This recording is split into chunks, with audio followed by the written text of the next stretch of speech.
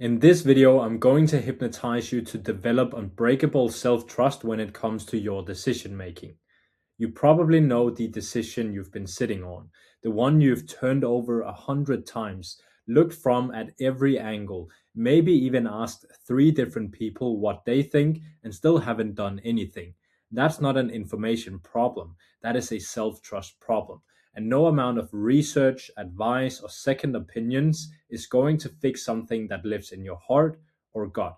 So I'm going to take you through a hypnosis session specifically designed to work on that and actually go into the subconscious pattern that makes decisive people hesitate and reprogram it.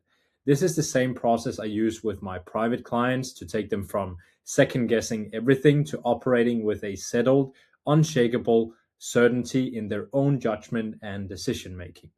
So find somewhere quiet, give me 25 minutes, and let's go. And you can simply allow yourself to arrive here. There is nothing you need to have figured out before this begins. Nothing you need to have resolved or decided or gotten right. You can bring the whole week with you, all of it, and just set it down for a moment. Just set it on the floor beside you, the way you might set down a bag that's been on your shoulder for a long time. Notice the weight of your body where you're sitting, the simple physical fact of it. Gravity doing what it always does, without any effort from you whatsoever. The floor holding the chair holding you, your body being held right now without having to do anything to deserve it. And I wonder if you can allow your breathing to do what it already knows how to do. Not changing it or improving it. Just notice that it's already happening. Has been happening all day without a single conscious instruction from you. In and out. In and out.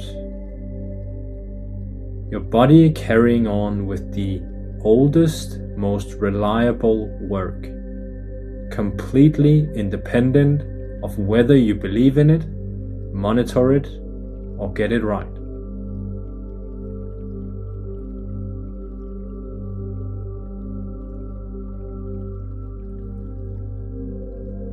There is a particular kind of tiredness that has nothing to do with sleep. You probably know the one I mean. It's the tiredness of a mind that has been making decisions, small ones, large ones, and the particularly exhausting kind that looks small but isn't. From the moment you woke up this morning, the kind of tiredness that doesn't respond to rest because the mind won't actually stop. It just keeps running the numbers, rehearsing the conversations, checking the calculations one more time.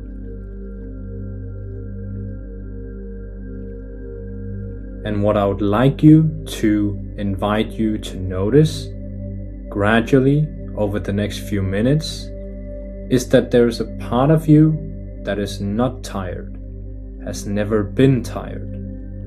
A part that sits below the noise of all the decisions, like the bottom of a very deep lake. Still, dark in the good way, untroubled by what's happening at the surface. You don't need to find it yet. It will find you. That's what it does.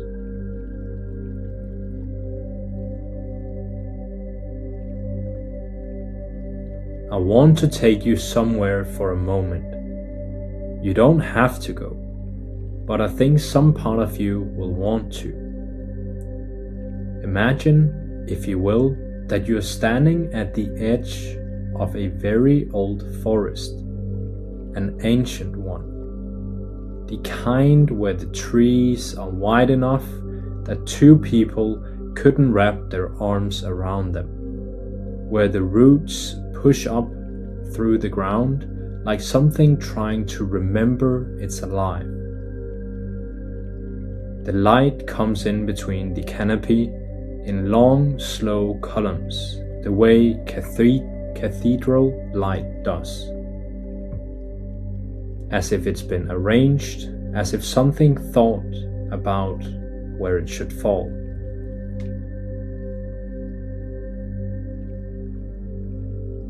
And as you stand there, before you take a single step, you might notice something. The forest doesn't ask you to prove you belong there. It doesn't require credentials. It simply continues being itself in your presence, completely unhurried. And you can begin to walk, however quickly or slowly feels right. The ground is soft, the sounds of whatever you left behind, the notifications, the obligations, the half-finished internal arguments, they're fading now, the way sound fades when you step into another room. Still technically there, but no longer the main thing. With each step deeper into the trees, you might find that your thinking becomes less insistent. Thoughts still come, thoughts always come, but they pass like light through the leaves. They arrive, they move on. You don't have to do anything with them. They're not waiting for a response.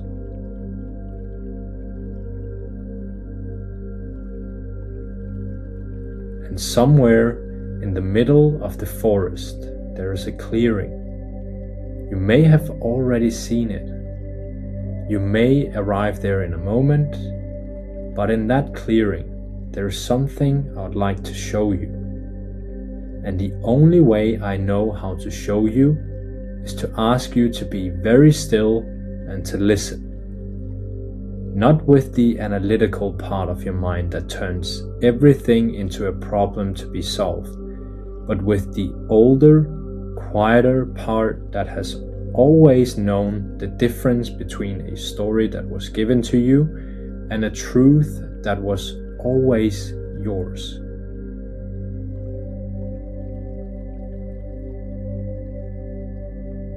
Now, I'm going to ask you to do something slightly unusual.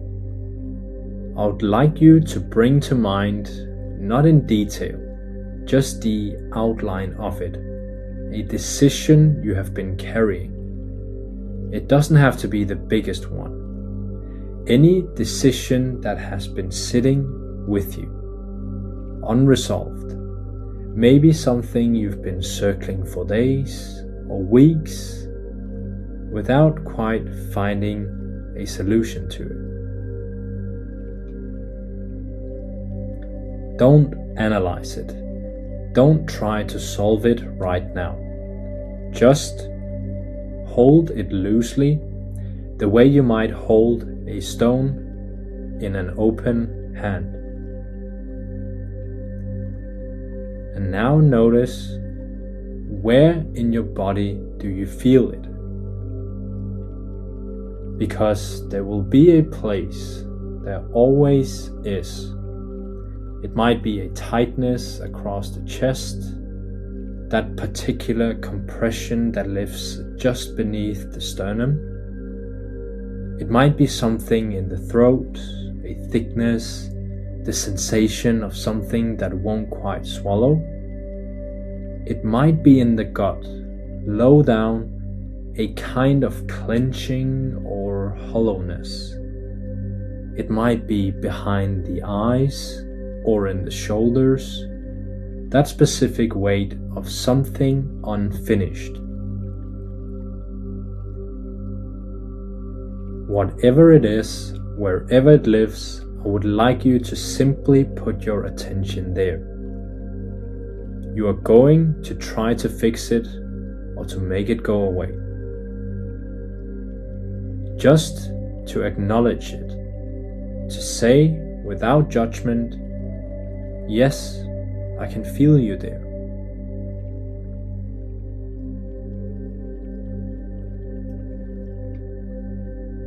Because here is something that is worth knowing. That sensation, whatever it is, wherever it is not your enemy. It is not a sign that you are failing, or that you're weak, or that you cannot handle what's in front of you. It is simply your nervous system doing its oldest job. Scanning, protecting, saying, this matters, pay attention. The problem is not that it speaks. The problem is only that it has been speaking in a language you haven't quite been able to translate. So it gets louder and louder until the sensation is the decision, rather than information about the decision. And now, slowly and gently, I would like you to breathe into that place. Again, not to fix it, nor to force it open. Simply to send the breath towards it, the way you might send warmth towards something cold. Just breathing into it.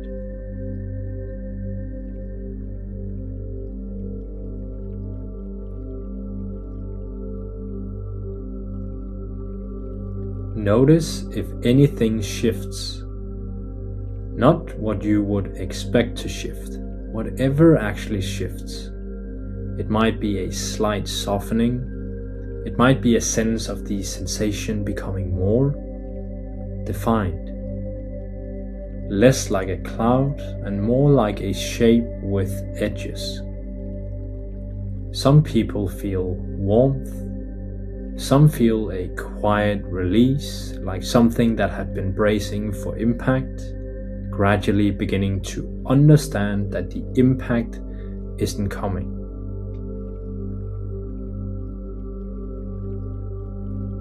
Whatever you notice, that is information. That is your body beginning to trust that it has been heard. And a body that has been heard does something quite remarkable. It gets quieter, not immediately, but gradually. The way a child stops crying, not when you tell it to stop, but when it finally believes someone is actually listening.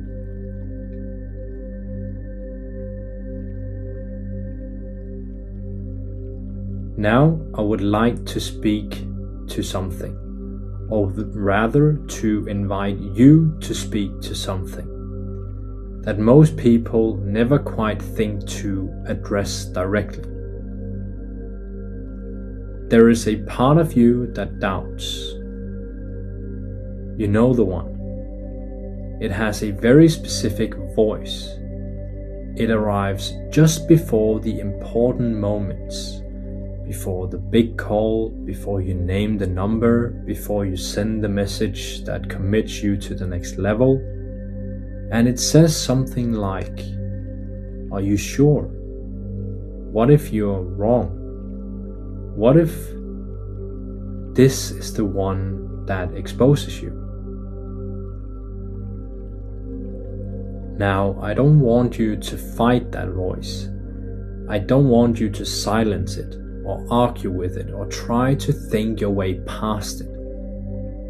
Because here is what that voice actually is, if you're willing to see it clearly. It is a very old, very loyal, very exhausted protector. It was built probably a long time ago, probably in a moment you can barely remember, to keep you safe. At the time, safety meant not standing out, not overreaching, not claiming more than was considered available to someone like you, in that room, at that age, during that experience. And it did its job very beautifully. It kept you safe. It kept you careful. It got you here.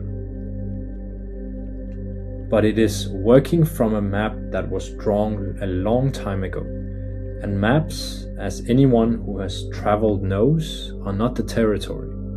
They are a record of what someone saw at a particular time. And the territory changes. You have changed.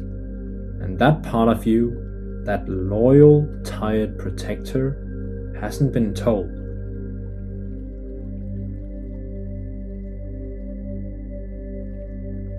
So I would like to invite you to do something that may feel unusual.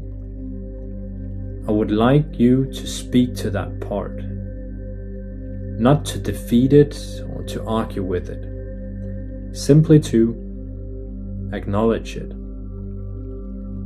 You might say, in whatever way feels true, I know you have been working very hard. I know you have been trying to keep me safe. I understand why. And I want you to know that we're not in that room anymore. We are not that age. The stakes you were protecting against have changed. The person you were protecting is not the same person.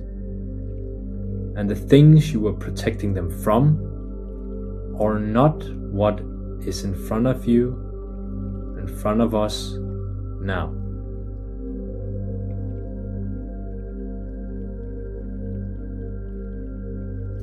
You don't have to retire that part. It can rest, it can stay, but it no longer needs to run the show before every important decision. Because there is another part of you, a part that has been here all along, quieter, less dramatic, but just as present, that already knows what to do. Some people describe it as a sense of knowing in the gut. Some say it's like a compass that only speaks when you're still enough to feel it. Some have simply called it themselves, the actual self, beneath all the performance and protection and accumulated story. The one that was there before any of this began. And that part trusts itself. And it is not because it has never been wrong, but because it has learned through every decision, every outcome, every moment of being more capable than expected, that it can handle what comes. That being wrong is not the end of the story. That the judgment after being wrong is only ever a story. And stories can be rewritten.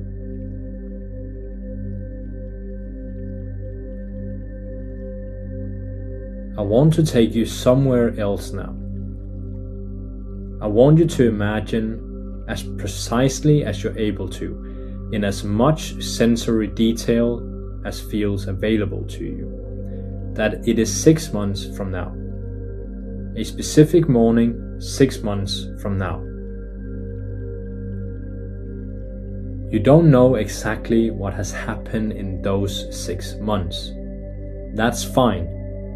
But you know, from the felt sense of the morning, from the quality of your body when you wake, that something has shifted.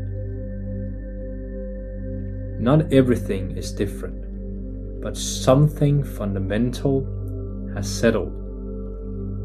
Some internal argument that used to run constantly has gone quiet. It is not suppressed, but resolved. Notice where you are, the room you're in, even just the feeling of it. Whether it's early light or full morning, whether there's sound or stillness. Don't invent details you can't feel. Just allow whatever naturally arises.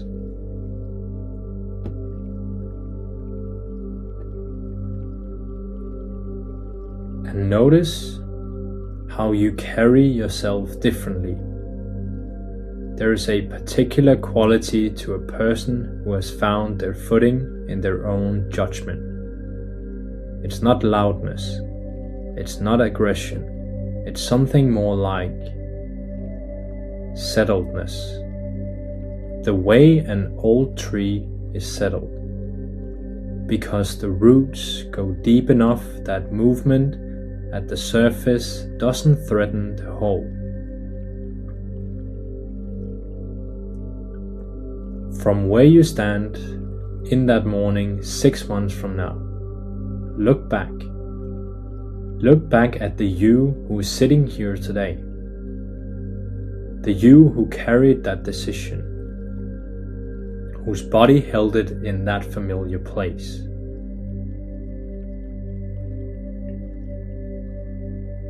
What do you know from 6 months out that the you of today doesn't quite believe yet?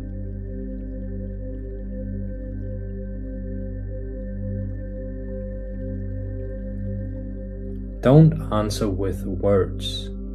Just let the knowing arrive as a felt sense, as something in the body. Because the you of 6 months from now doesn't have to explain it. They just know. The way you know how to walk, how to breathe, how to find your balance when something shifts beneath you. It's below language, it's older than argument. And as you hold that felt sense, whatever arrived, even if it arrived quietly, even if it arrived as something you can't quite name, I want you to notice that it is available to you now. Not in 6 months, right now, in this moment, because it was always and already within you. The future self didn't create it. They simply stopped arguing with it.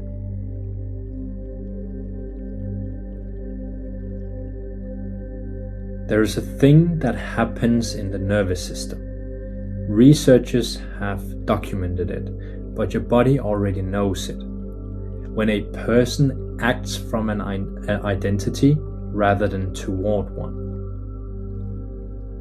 When someone acts toward confidence, performing it, manufacturing it, convincing themselves, the body knows. There is a slight effortfulness to it, a monitoring, a small part of attention always checking. Is it working? Do they believe me?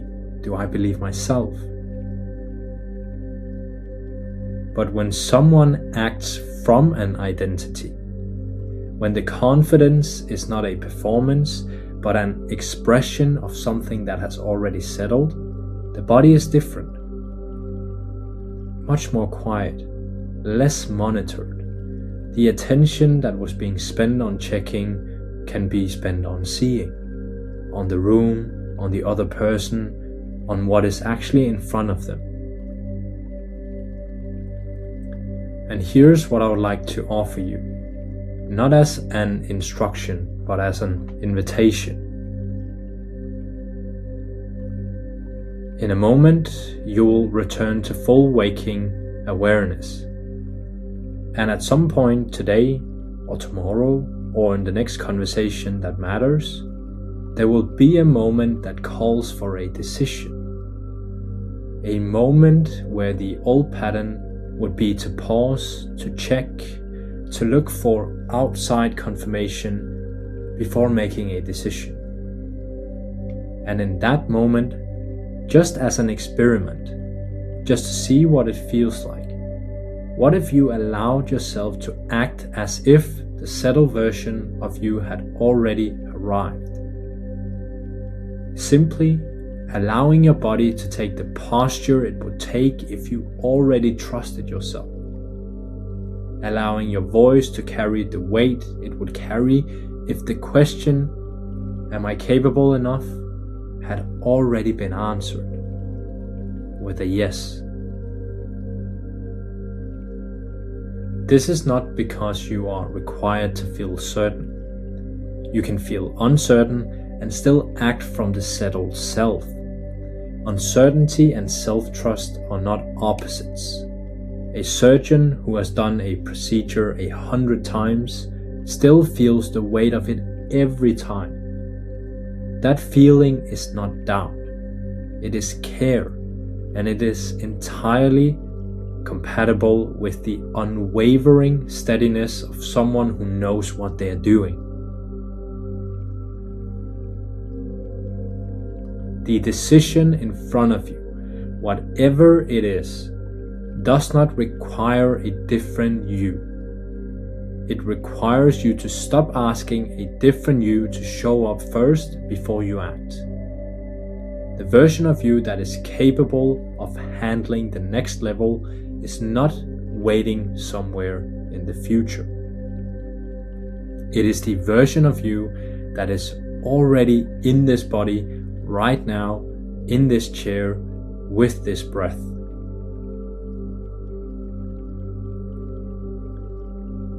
It was never somewhere you were going. It is somewhere you already are and have not yet fully permitted yourself to inhabit.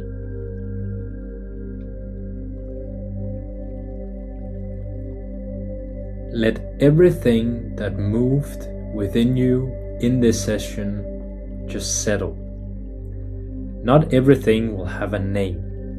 Some of what shifted will arrive as a feeling rather than a thought. Some will only become visible in the moment you make a decision differently and notice, briefly, quietly, that something is different.